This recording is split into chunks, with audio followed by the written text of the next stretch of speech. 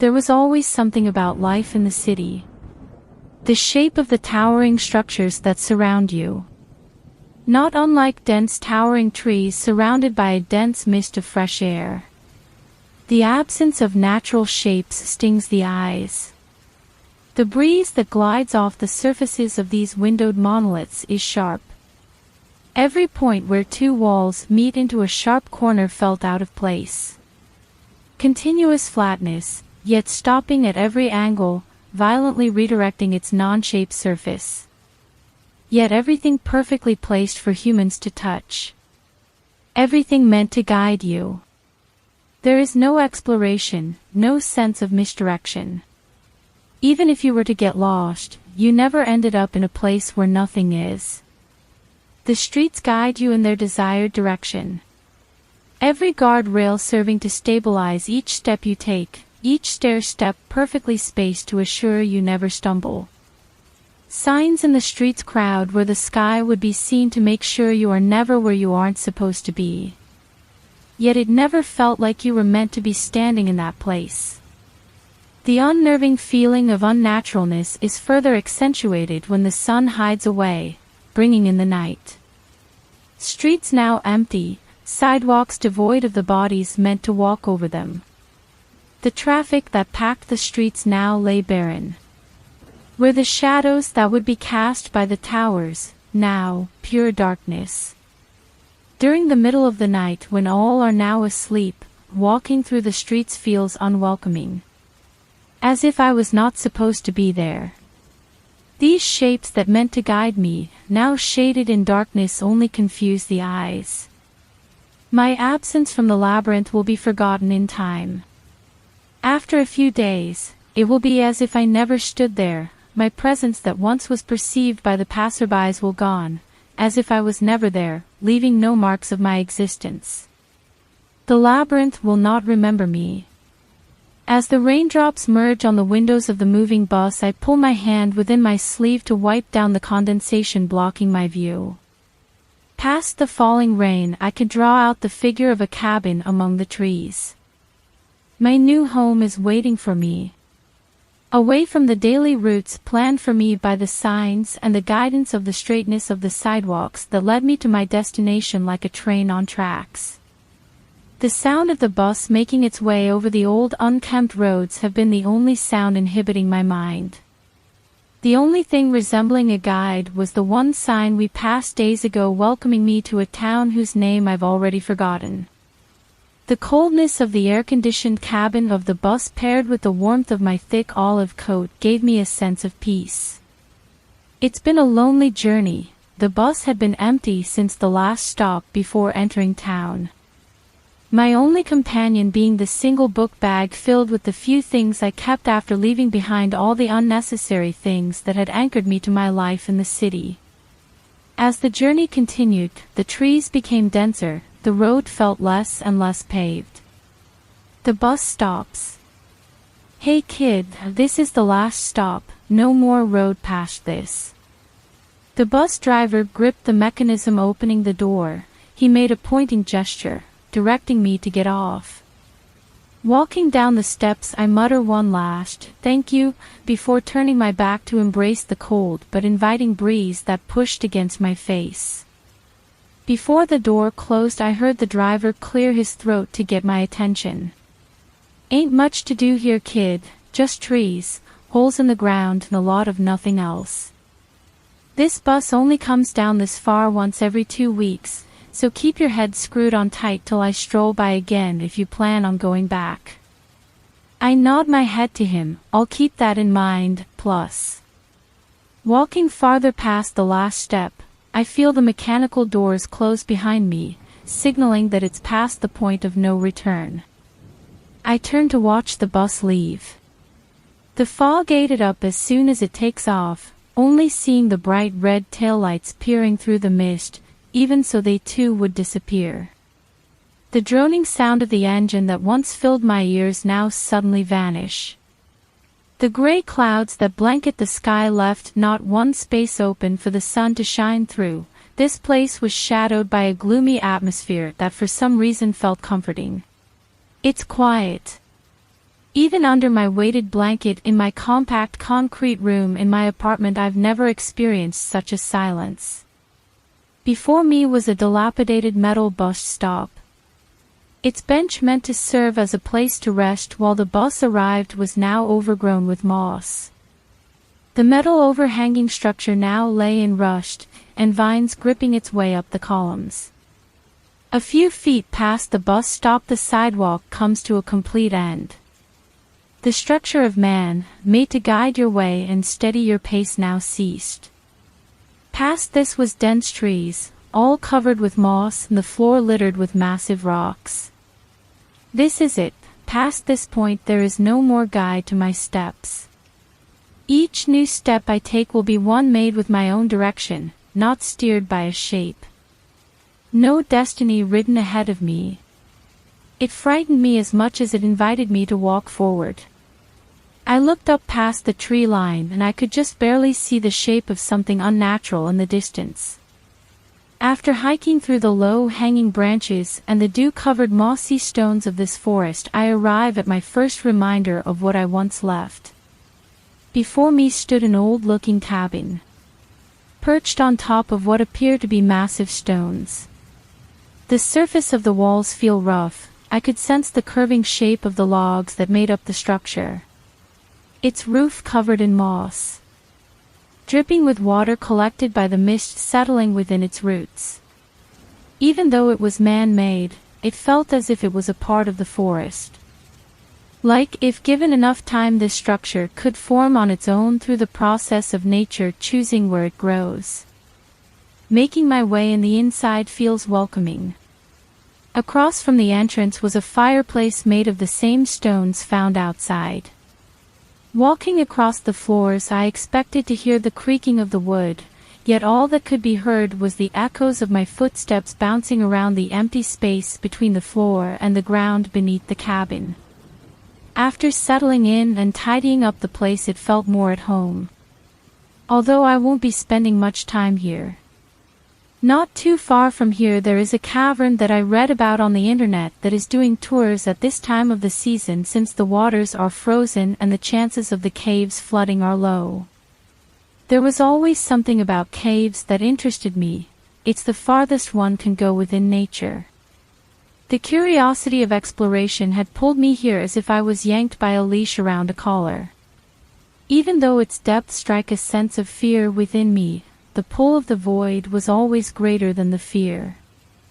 The same pull that drove me to where I stand now. The first night had passed. Now as I woke, I got everything ready to make my trek to the cavern tour. The morning was quiet. The mist pushed against the cold glass of the window, trying to make its way in through the cracks. As I packed my bag, I get this unnerving feeling of worry. I get this pull that leads me outside the cabin. Almost as if my subconscious heard a noise outside it wanted to investigate. I find myself standing on top of a stone outside the cabin. The pull is gone. Yet I still feel that unsettling feeling. Before I can take in the nature surrounding me, I feel the stone begin to tremble as if in fear. The ground shuffles slightly, but a low rumbling can be heard below my feet. It was a quick tremor that ended as suddenly as it appeared. After I went back to the cabin for my gear, I got that sense of worry again. But alas, I persisted through that feeling and began my hike to the cavern tour. I don't consider myself a superstitious person. Luck was always something I thought of as mere coincidences that happened to coincide with your intentions or define your path. In the distance I can see the tourist shack of this cavern, ecstatic to embark in my journey away from the outside shapes. Yet as I draw closer to the shack, I notice the crowd of people standing, waiting along, wearing disappointment on their faces, and I can't help but feel anything but unlucky. Among the small group of others wishing to go down this journey, I spot out a young woman in a uniform. I approach her, wondering what's going on. "Hey! Did I make it in time for the tour?" I ask her. The young blonde woman turns to me wearing a worried look on her face.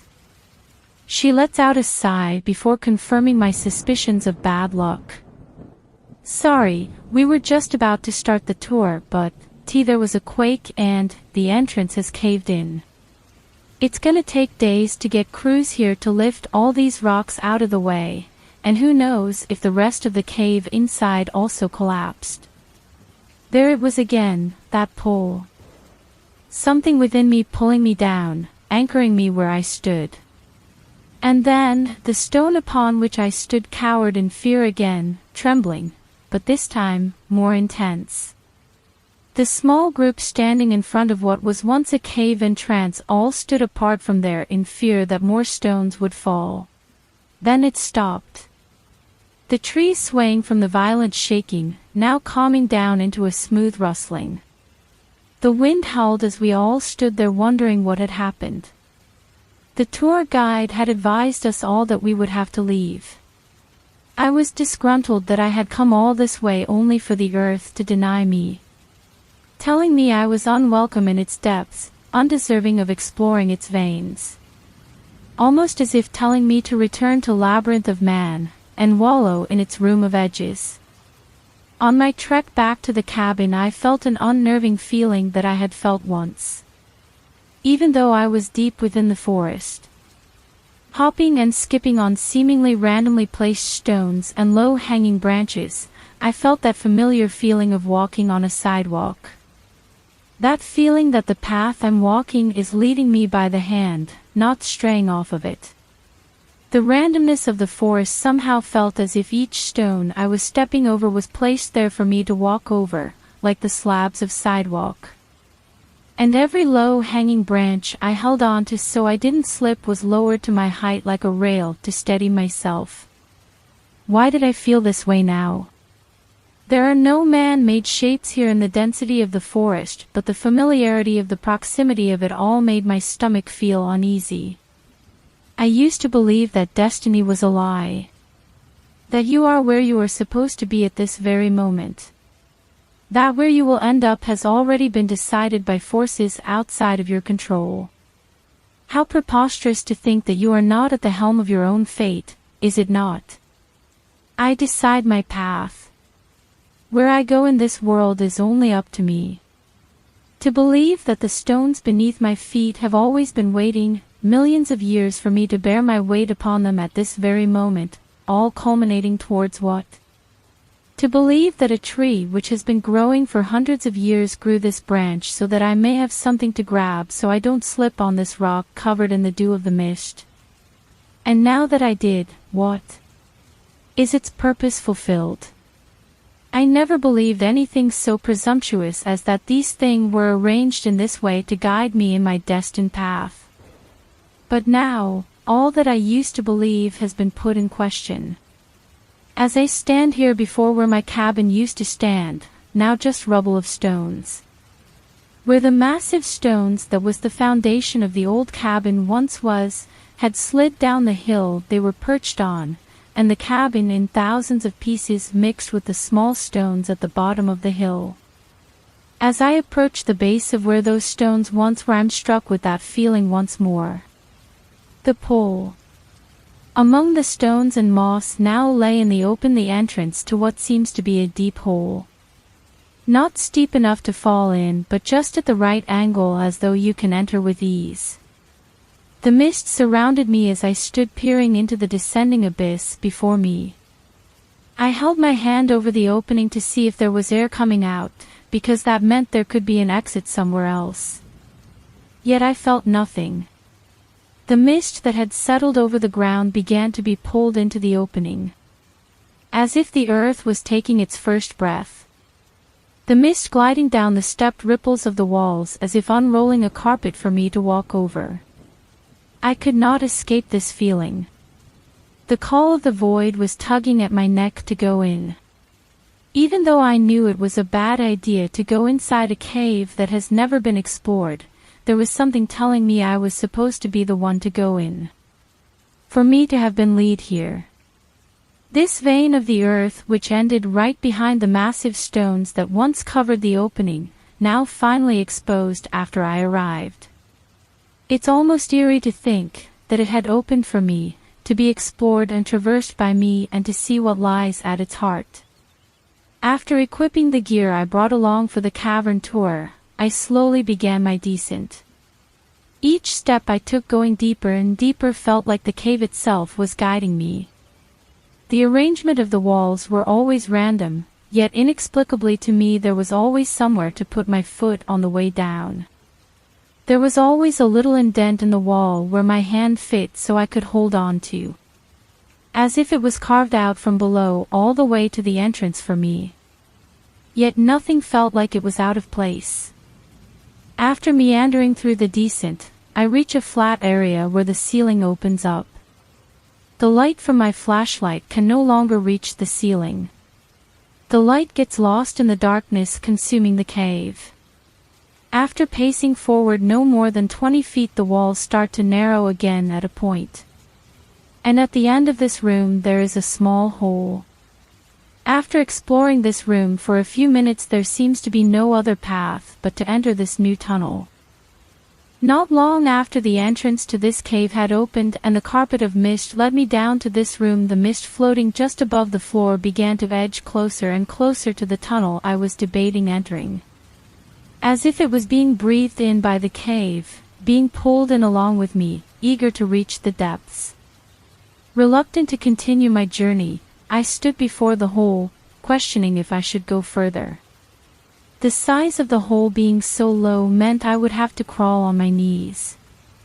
I took one look back at the path I had come from, taking one last look at the fading light of the entrance that was far above. While I was looking up at the distant opening which I had come from, I picked up a sound of an echo that came from the small opening. It sounded the scattering of rocks, shuffling about, then silence, and then a faint smack, as if a small rock fell from its place and hit a floor. Such an echo raised the hairs on the back of my neck. Up until now it had been dead silence. Even so, something in me pulled me to go farther.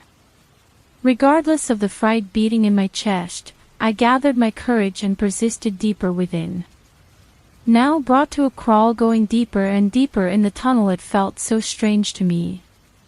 The tunnel went straight forward. It gave me such an unnatural feeling. I had never heard of a cave going straight as if it were a tube. And it never shrank or grew. It remained the same size throughout the whole crawl. Had it not been for my light I wouldn't have noticed when it came to a stop, the tunnel ending in an opening to a chasm. The light shone against the opposite wall. I peered down the ledge to see how low it went, and it looked like there was no floor. An endless fall awaited me if I chose to go further. My nerves had my hands shaking and I slipped my hand, my book bag flipping over my head and pushing me toward the edge. I managed to get a grip on the floor and halt myself from falling over the edge. Before I could react, the zipper at the top of the bag had slightly opened and one of the spare batteries for my helmet light fell through the opening, falling into the abyss. My hands were clawing at the edge as if I was still falling. Reconciling my emotions, for a few seconds, I finally heard the smack of the battery hit what I assumed was the floor of the chasm. How long was that falling? I look over the edge trying to see if, now that my eyes had adjusted to the darkness, I might see something resembling a floor to what I thought was an endless abyss. Squinting to see past the darkness, I noticed something pierce through the dark voice, a faint, little glimmer of light. I did a double take trying to make sense of what I'm looking at. A very hard to notice glimmer of light shining, fighting its way past the dense darkness hoping to be seen. And as quickly as it appeared, it vanished. Now my curiosity had peaked. Could there be some type of gem big enough to reflect my light? Or could it be an exit? Ha! No way could I get to the bottom of that. There is probably no way down besides to rappel down with rope. Or so I thought. Just as I almost cast aside the guidance the cave had given me this far.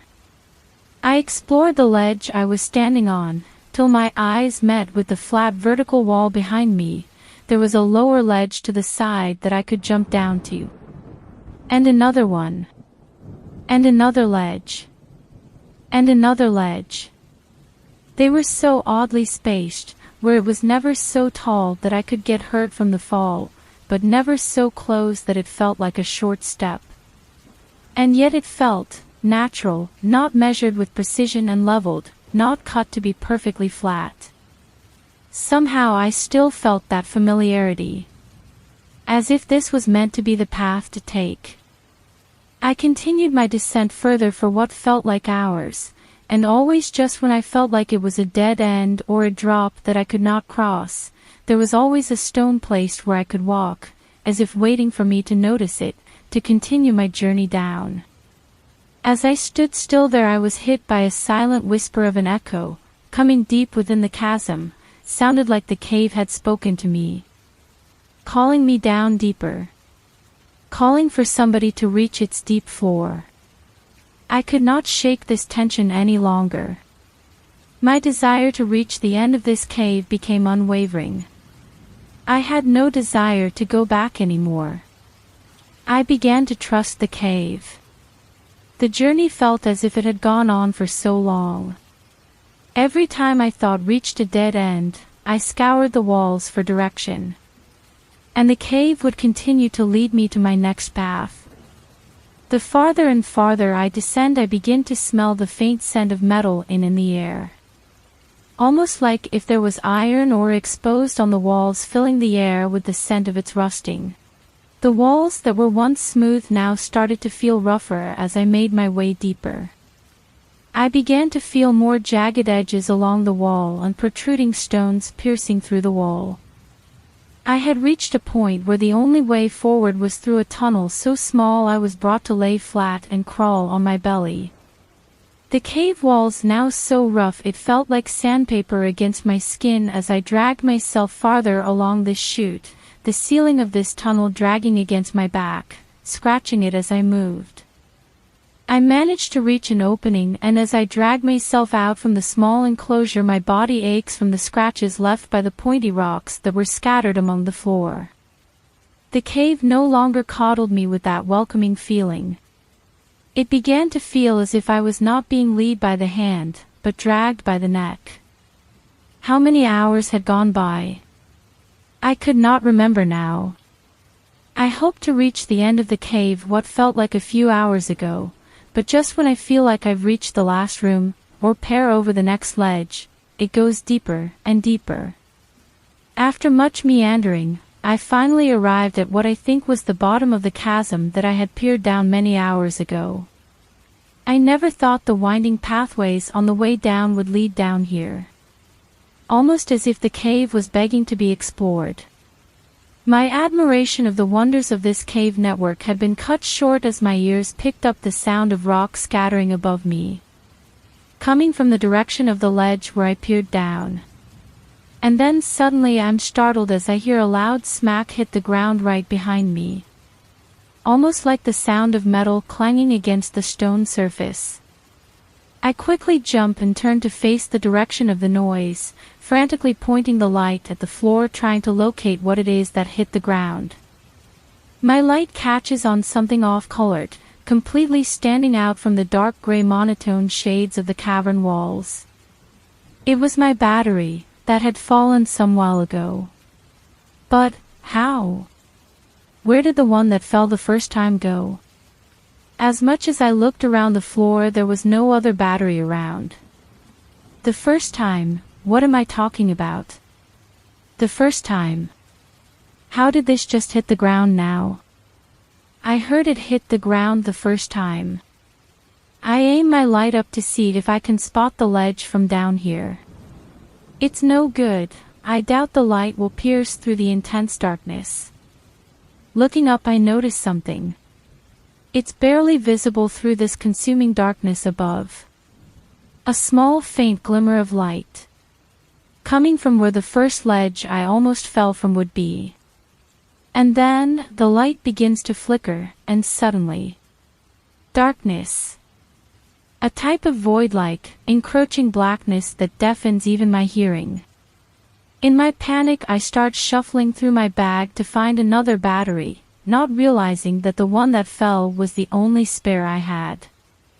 Now that I find myself lost, wandering in this void, with my balance thrown off, I can no longer remember which direction I came from. I try to walk towards any direction, hoping to hit a wall. My heart is beating as if it is fighting to break free from my chest. I'm alone, stuck in this pitch-black cave that no one even knew existed until today. And no matter how hard I try, I can't see to find my way back. Hello? Someone, please, help me. I whimper out in fear, hearing my voice bounce off the walls of the cave. I follow the echo in an attempt to steer myself in any direction, carefully and slowly shuffling forward as to not fall off an unexpected ledge. At last, in my mindless stumbling, I hit a wall. The horizontal grooves carved out by erosion lead me to what I hope is some type of exit. The texture of the walls becoming more and more jagged and rough to the touch. The grooves lead me deeper down into the cave. I now don't know if I'm going further down, or in a different direction. It's hard to tell, as every rock is different than the last. Nothing feels natural anymore. It no longer feels like I'm being held by the hand towards a path of discovery. Now it is a desperate wander, unable to make sense of where I should go next. My feet start feeling wet. Had the fog which once entered the cave now covered the floor with water?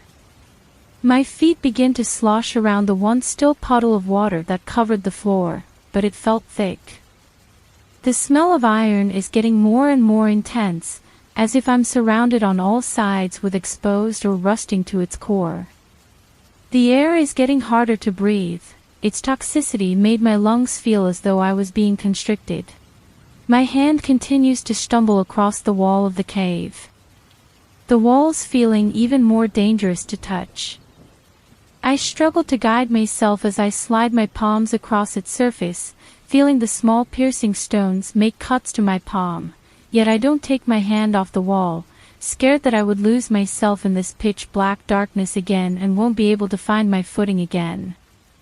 I persevere past the searing pain, gliding my hand across the wall, hoping I reach another way forward, until I feel it start to smooth out. It gets smoother and smoother, and flatter as it continues, when suddenly my hand slides off the wall completely, as if I had slid my hand across a glass window. I felt up and down the wall, unable to make sense of it. It was perfectly flat. Up until now the walls of the cave had been random and protruding, as if carved by a stream of flowing water. I couldn't make any sense of it. Now I stand here frozen in fear, as my hand reaches what felt like the end of the wall. And I'm struck with a deep shiver as I glide my hand up and down the ending of this wall, realizing it bends and continues at what feels like a 90-degree angle. A corner. A perfect corner, so sharp I could cut my hand. Two walls perfectly flat and smooth as a panel of glass meeting at a perfect corner all the way down to the floor. My fingers reach the floor and dip into the water that had risen to my feet up to the ankles. I bring up my hand to my nose and the smell of iron overtakes my sense. It all clicked. Why the smell of iron intensified the deeper I went, and why my feet felt like they were sloshing around what felt like a stream of water, but heavier and thicker. As the fear of my realization sets in, I hear the beating of a heart, not just from my own chest, but now a beating loud enough to overtake my own beat. I put my ear against the wall. I can hear it, the faint beating of a heart, pulsating through the compact stone, trembling with each pulse. But how? How can I so clearly hear a heartbeat as if it were alive? As the beating went on, it started matching my own rhythm.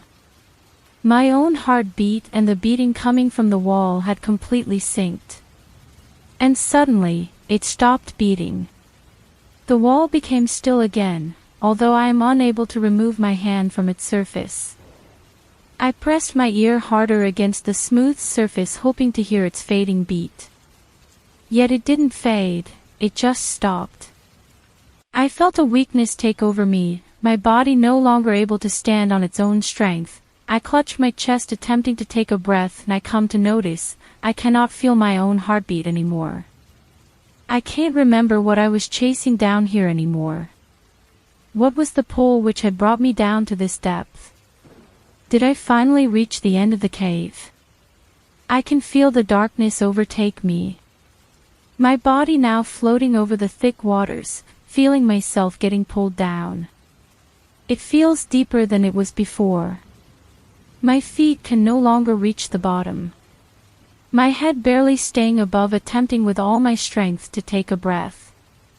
As the piercing silence slowly starts to drone out and I sink deeper, it is broken by an echo of a voice from the direction of the chasm I had come from. Hello. Someone please, help me.